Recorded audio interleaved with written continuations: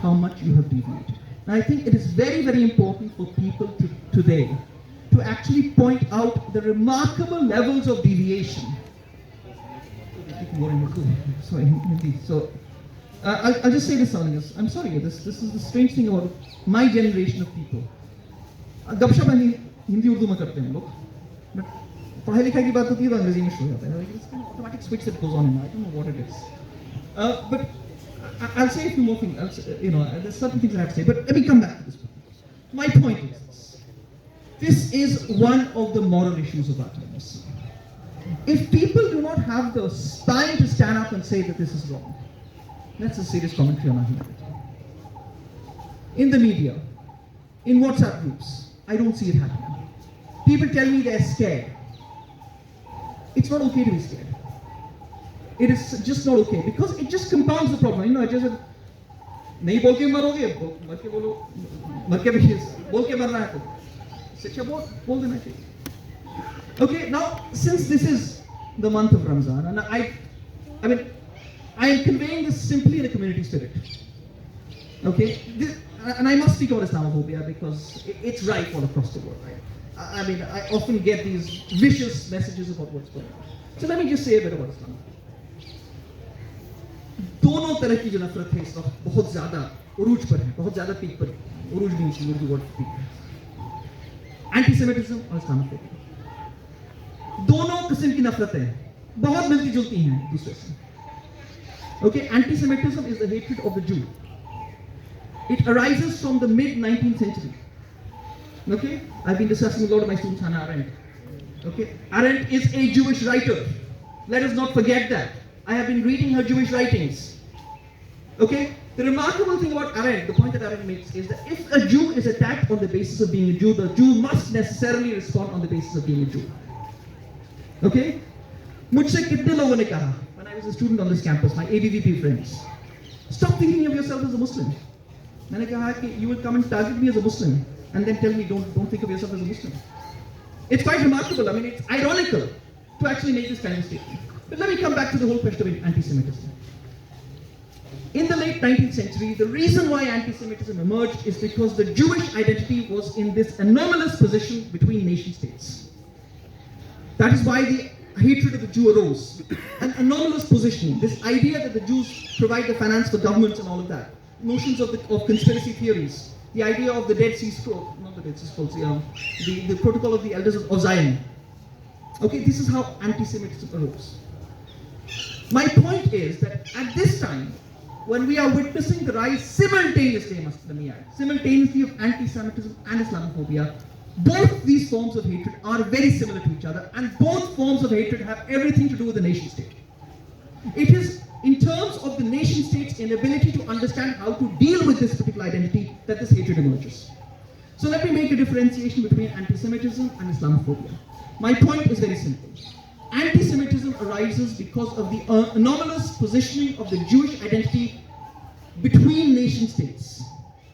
The slight difference with Islamophobia is that Islamophobia emerges because of the anomalous position of the Muslim identity within the nation state. Got the difference that I'm trying to bring up here?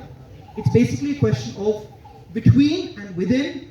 My point is that the rubric of the nation state remains the same. Now yesterday we were having this discussion with you there.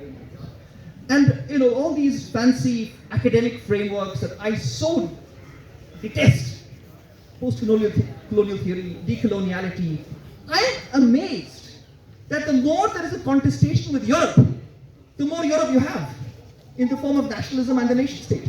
This is perhaps Europe's worst export to the world. And the remarkable aspect of this contestation, this supposed attempt to bring about a certain decoloniality, you end up with more of the same. So therefore, my joke is, which I must say, is that all words that are prefixed with a post I do not trust. Post office, let me add post-mortem as well, that's the other one. Except the post office and post-mortem. But to come back to my point. The point is that the nation state is now responsible for systematically giving rise to these kinds of hatred that we are witnessing across the world. For those people who want to understand what the 21st century will be all about, we have no clue. We have absolutely no clue. The only thing we can do is to try to wrap our heads around the problem of what it may be. But having said that, let me just say that what intelligent people like all of you and this university, despite the absolutely anti-intellectual things that I said about this university, what we can do is to be able to glean what the future may look like, to get a sense of what it may look like. And this is an exercise that we must indulge in, we must engage in, because this is where the future beckons. It's not a luxury. It is an absolute necessity and an imperative that we now start thinking of what the world must look like. One of the ways to do that is to think of what the world must not look like. Okay, this is one of the best ways of trying to understand how to create a situation. What the world must not have is more of the kind of nationalism that we have been witnessing. It is solving no problem whatsoever.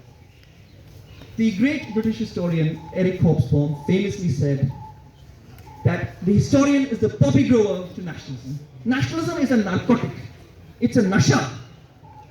The nasha of nationalism. It is keeping people under this state of intoxication, selling them dreams which we know are absolutely fraudulent. It will not solve the climate crisis. It could not solve the pandemic, yet the irony of the situation was, the more the pandemic raged on, the more vaccine nationalism that you had. This is what. The second thing, inequality has climbed to levels that have perhaps never ever been experienced by humanity. I've recently been reading a historian called Walter Scheidel. It's called, what is it called? I've forgotten the name. Try to work anyway, I'll come back. But essentially the point that Walter Scheidel makes in this book is that when inequality reaches the kinds of levels that it has reached right now, there are horsemen of the apocalypse that will intervene in the form of a pandemic, which we've seen, in the form of state failure, in the form of severe social and political dislocation, which will level that.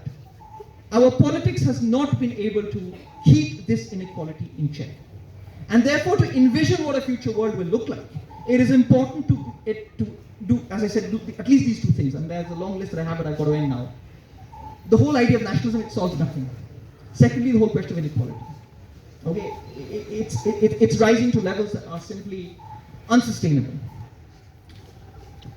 I'm going to end by, well, I forgot what I would end. Just give me half a minute. It's been a long day.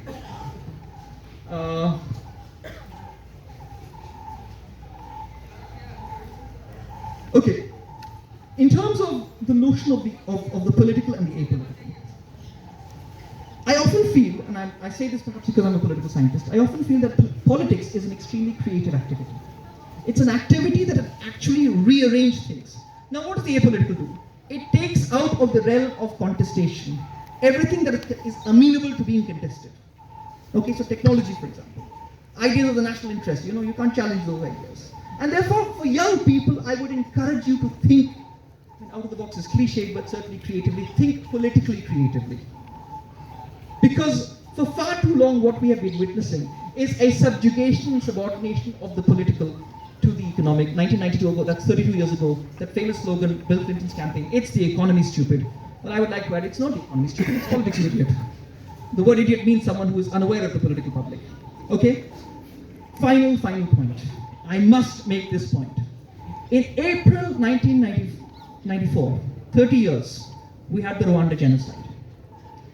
In the space of 4 months, 850,000 Tutsis were killed. We have a similar kill rate right now in this genocide that has been unfolding. It's been live streamed to our devices, and we haven't had the courage to just stand up and say, no, you can't do it. No one has been able to do that, and I wonder why.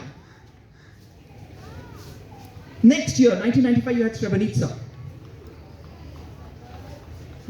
It goes on. More recently, 2017, Myanmar. Facebook's algorithms were responsible for that. You must have read about this, for the spreading of the hatred.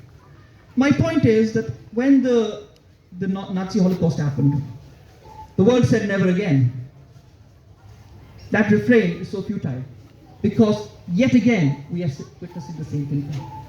So I'm going to end on one final note. I'm saying this, as I said, because it's Ramadan. There's an old Arabic idea, Amr bil Ma'ruf wa Nahi al Munkar. Say what is right and forbid what is wrong. For God's sake, say this is wrong. If you do not have even this minimum ability just stand up and say, this is wrong, perhaps you do not have the right to call yourself a human being anymore. And stop.